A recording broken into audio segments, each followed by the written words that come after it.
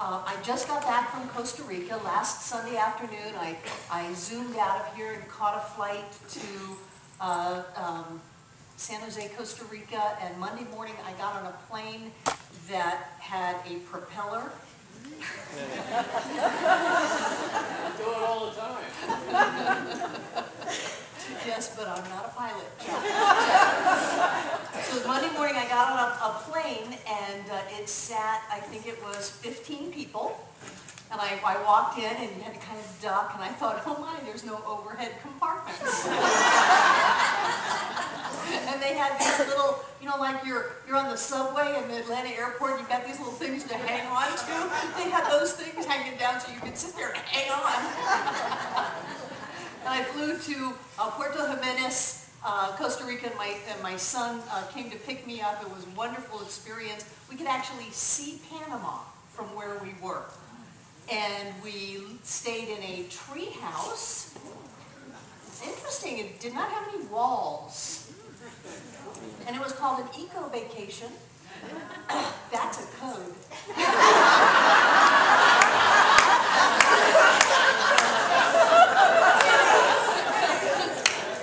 An eco vacation is one small step up from camping. It was solar. It was really kind of cool. They had screens, but they don't have the kind of screens we have here. They have sturdy fibers with pretty big holes in between them, and the screens are made to keep out the monkeys and the birds and the iguanas, but not to keep out the lizards and certainly not the mosquitoes and the gnats and all of those. Those have free reign in and out of the house. But it was a wonderful experience, and I got to really spend some time with my son, my daughter-in-law, and my two grandchildren as we stayed in the rainforest. So we actually went on a hike into the rainforest to see all of the monkeys and all of the other things that live in the rainforest. We saw the sloth and things like that, and just had a great time. And I got to tell you how grateful I am to be back. I am so grateful to be back in these beloved United States of ours, which I always am when I leave the country and come back. And I had originally come back with my commitment to stop complaining because, my gosh, we have it so good here. We had water. We had running water. I was very grateful for that, and I did give up on the drinking of bottled water pretty early on. It was in the 90s, and humidity was high, and I just did the whole blessing of it and drinking whatever came out of the tap. And then we went to the rainforest and ran out of water. We were about a 5-mile hike away from the guide's vehicle, and so I did the whole Masato Emoto thing of blessing the stream. We all drank lots of water out of the stream, and we were all fine. Because it is all about how you perceive life to be and what you put out that affects what you get back in. So life was wonderful. I had a day with my 5-year-old grandson, and I taught him the song that we sang here last Sunday, I Dreamed of Rain. And he learned it very quickly, but then in his own 5-year-old little jokester kind of a way, he would look at me and sing, I didn't dream of rain, and the rain didn't come, and peace didn't spread over the land. And I didn't tell him that the universe doesn't understand a no.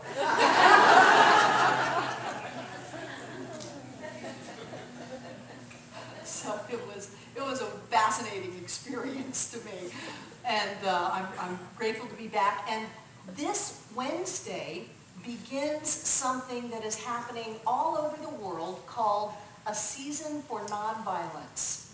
And I've just kind of looked at myself how for years I have resisted this. We've never done a season for nonviolence in our center. And I'm wondering, what was it about me, because it's always all about me, what is it about me that I resisted in being nonviolent? And what is it about me that all of a sudden this year I'm going, I want to do a season for nonviolence. I want us to embrace this idea on a global level of nonviolence. It sounds like a good idea, doesn't it? Let's not be violent. Let's not hurt ourselves and each other, whether it's to ourselves or to someone else. And maybe it was the fact that I spent a week in the rainforest, in the jungle. It was amazing. Spent a week in the jungle, or maybe I'm just more willing to be at peace. And so I wonder if you could just quickly ask yourselves if you are willing to be at peace. Good. Good. Because I would like to encourage us to step into a 64-day process of peace. I'm going to give you an education today. I've even got handouts because we've never done this before, so I want us to kind of be brought up to speed. This is something that happens in most New Thought centers, most Science of Mind centers, and beyond. Happens on a global level. It starts off Wednesday at the United Nations, and it is a real thing. A Season for Nonviolence, January 30th through April 4th, is a national 64-day educational, media, and grassroots campaign dedicated to demonstrating that nonviolence is a powerful way to heal. Hold on for a minute, Rodney. Heal, transform, and empower our lives and our communities. Inspired by the memorial anniversaries of Mahatma Gandhi and Dr. Martin Luther King Jr., this international event honors their vision for an empowered, nonviolent world. For 64 days, individuals and groups around the world will be participating in an amazing number of programs and activities which promote nonviolence as a permanent solution to the pain and suffering so many are inflicting on themselves. I encourage you to visit the Association for Global New Thought website, www, it's really complicated now, AGNT, agent, agnt.org. I was being facetious when I said complicated. For more information as to how you can become an active participant. Okay, Rodney, let's go. So here we go. That's very nicely done. We have Dr. Martin Luther King on the left and Mahatma Gandhi on the right. And this whole thing is put on by the Association for Global New Thought. And then the next one. Here they are. 64 days. I can understand why you started to go forward in the slides to catch up with me. That was smart. Let's go to the next one. And this is done by Arun Gandhi, who Jerry Johnson just hung out with a little while ago, and Mahatma Gandhi's grandson, and Sunanda Gandhi. Who is she? Is that his wife or his daughter? His wife. Okay. And they started it in 1998. And this is the 16th experience. It's gone over 15 years. Next one. And here we have 900 cities, 67 countries to implement programs and events each year. I'm showing you this to give you a sense that this is very, very real. This is the United Nations. Every year it launches at the United Nations, as it will this Wednesday. I don't know that it will hit the national news, but certainly it will be on the internet. And if you want to go to the AGNT website, you'll get all of the updates on that. And next. Take a deep breath. You're going to learn some things here. The purpose is to create an awareness of nonviolent principles and practice as a powerful way to heal, transform, and empower our lives and communities. By identifying what works in new models for reconciliation and human harmony, we are demonstrating that every person can move in the world in the direction of peace through his or her daily nonviolent choice and action. We've learned that if you want peace, work for justice, Pope Paul VI, and through dedicated prayer, research, education, planning, team building, dialogue, logistics, fundraising, and successful implementation of events and programs promoting nonviolent personal and social transformation, we have identified common factors that are at the root of all peace building. First one is compassion. That is at the root of all peace building. Compassion, understanding, forgiveness, acceptance. That's the first place you gotta go. You've got to go there if you want peace. We say, let there be peace on earth. Well, compassion, understanding, forgiveness, acceptance, that's the first step. And then positive interfaith and intercultural relationships. We have got to get along with people who are a little different than us. We have to. We absolutely have to. Omni-local is global. Local doesn't mean I'm separate from you. It's a greater local that means global. Connection is critical, both psychologically and organizationally. And education, awareness, is key to resolving conflict.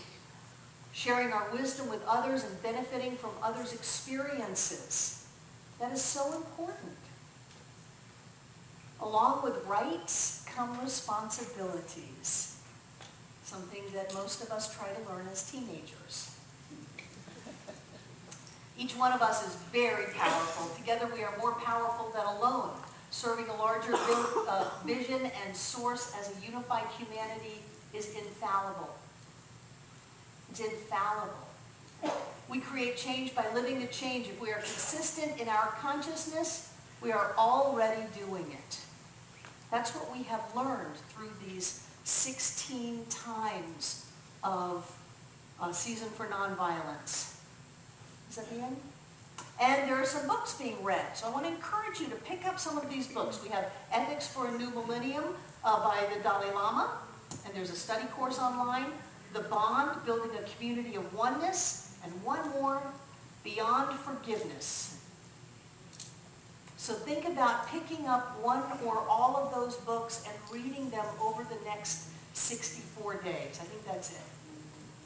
There's a message from Michael Beckwith, who is a Science of Mind minister in California. He says, with the dawn of 2013, our global family has entered a new frontier of individual and global transformation. The founders and leaders of A Season for Nonviolence offer a 15-year legacy, promoting a collective voice for world peace, affecting the way millions of individuals practice the principles of peace in their daily lives. Because peace building depends upon those of us who are willing to go to the edge of the possibility, to pave the way into a new evolutionary era. I urge you, my worldwide brothers and sisters, to consider how your individual contribution can seed the evolution of a global culture of peace through your participation in the Season for Nonviolence this year. And I don't know if you know about the studies that were done by the Transcendental Meditation people. If you watched What the Bleep Do We Know, then you remember that there were studies done about violence, and they were done in Washington, D.C., and they would have people meditate. Just meditate. Not that big of a deal. Everybody who's in my Monday night class is meditating. You're meditating every day, at least once a day, maybe twice a day. Remember? So they would have people meditate, and the crime rate plummeted. And then when the program was over and they stopped meditating, the crime rate went back up. And they went around to different cities, and they meditated, and the crime rate plummeted. Because we affect what happens, both individually in our own lives and collectively in our world. We affect the crime rate of Asheville. And I think personally that Asheville is one of the reasons, I won't take total responsibility, although inside my own head I do. I think one of the reasons that Asheville is such a cool city is us. That it's got the Center for Spiritual Living Asheville in it. I think that one of the reasons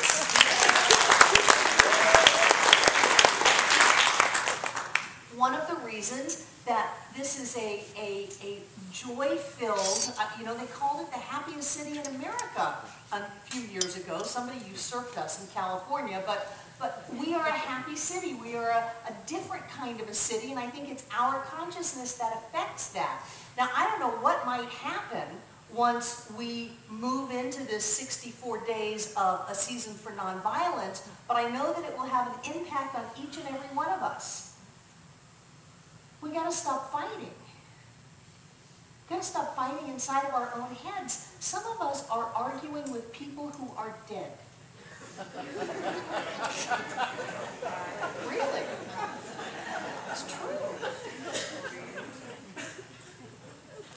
Remember when I first turned my cable off a couple of months ago? The second time I turned it off, John keeps reminding me, you've already done this once. I first turned my cable off, and what I noticed is how addicted to adrenaline I was.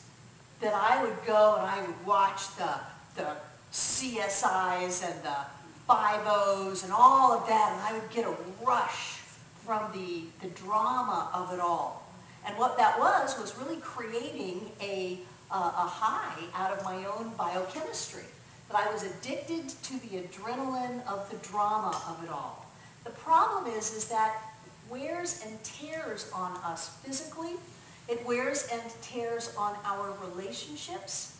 It wears, and now you listen to me on this one, it affects our money. It makes it go down.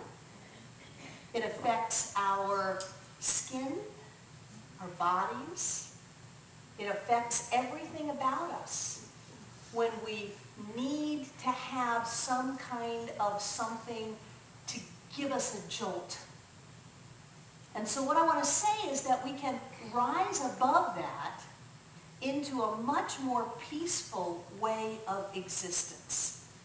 And I really want to encourage us to explore this over the next 64 days, understanding that people all around the world are doing this, that people in most centers today are beginning the season for nonviolence.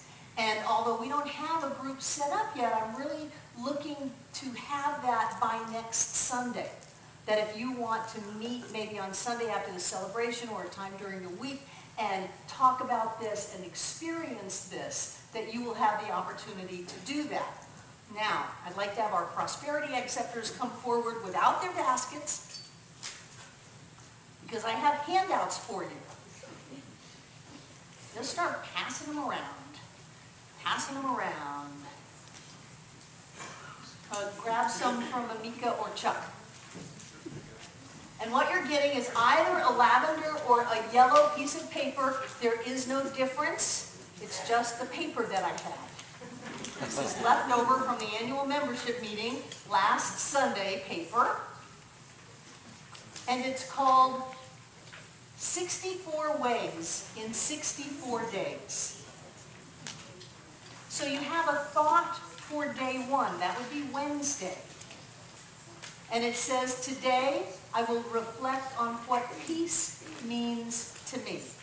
That's your thought for the day. And if you want to go online, you can find an entire lesson with quotes. Louise Hay is involved in this. Quotes by all kinds of people, things to work on, things to look at. But I'm giving you the abbreviated list. Today I will reflect on what peace means to me. And then another one, I just picked a handful of them that I liked. Day 6, today I will hold a vision of plenty for all the world's hungry and be open to guidance as to how I can help alleviate some of that hunger. Now, it was just a couple of weeks ago that we raised money to give to David Alt. And if you're on Facebook, you can type in David Alt and you can see the pictures of what he's doing with the money that we raised in Cambodia right now. You can see him digging wells by hand.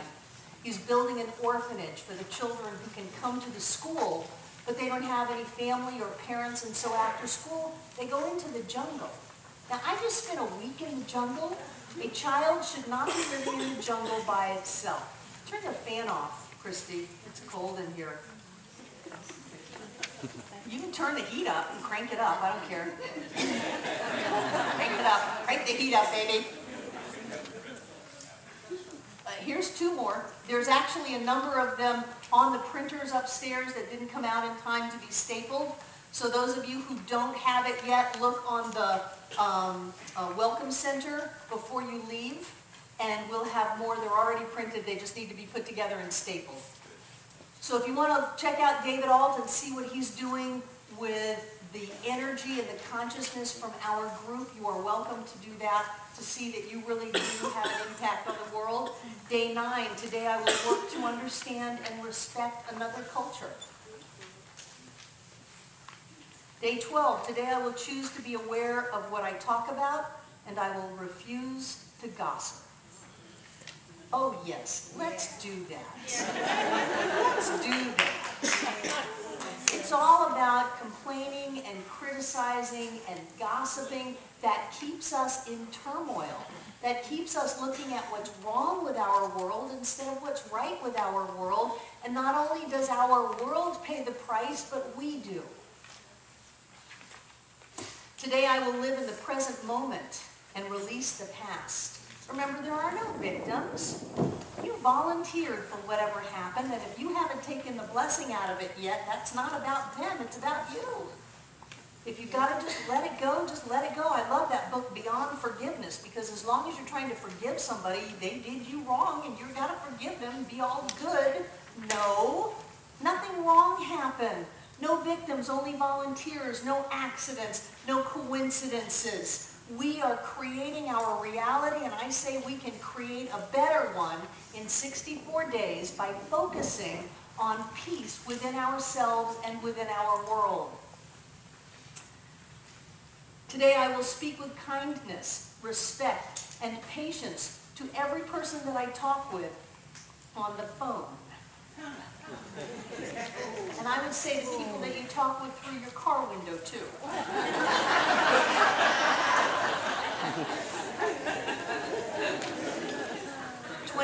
Day 22. Today I will turn off anything that portrays or supports violence, whether on television, in the movies, or on the internet.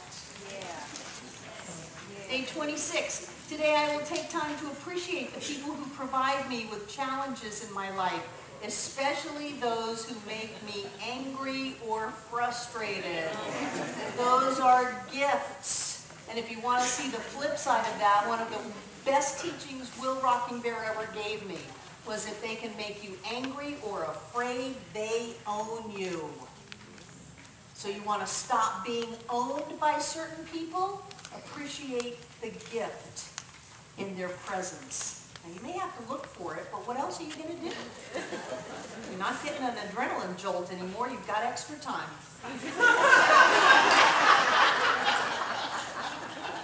Page 29. Today I will recognize that my actions directly affect others. Day 35. Today I will practice praise rather than criticism. Day 39. Today I will listen without defending and speak without judgment. Listen without defending. Consider that possibility. Just listen. It's okay. You don't have to defend yourself. Shakespeare even said that which is valid needs no defense. Day 46, today I will think of at least 3 alternate ways I can handle a situation when confronted with conflict. Day 51, today I will use no violent language. I started to say we were going to kick this off. Wow. No, we're going to begin. We're going to begin. Day 57, today I will forgive myself. Day 62, today I will practice compassion and forgiveness for myself and others. And day 64, today I will serve humanity by dedicating myself to a vision greater than myself. There's huge power here. There's huge, huge power here. And I want to strongly encourage us to take a step up in who we are, in who we have come here to be, individually as this Center for Spiritual Living, as centers for spiritual living, as people living on planet Earth. We have an opportunity here.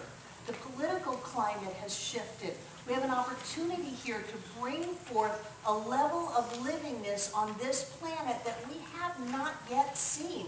We certainly have the resources for it. We certainly know what to do. It's a consciousness. It's a political will thing. And so I want to encourage you, just start Wednesday with thinking about what peace means to you. And take it, as the 12-step program says, one day at a time. And explore and embrace ideas of peace. And let's see where this goes. I've seen it transform communities. I've seen it change people's lives. And I, for one, am ready. I am ready to live my life in peace. Living my life in conflict is too hard. It's so much easier and so much joyous and joy-filled to be at peace. So let's, as this center for the very first time, do a season for nonviolence. Do it together, do it well, and watch what the future brings as we change our future by changing ourselves. I love you.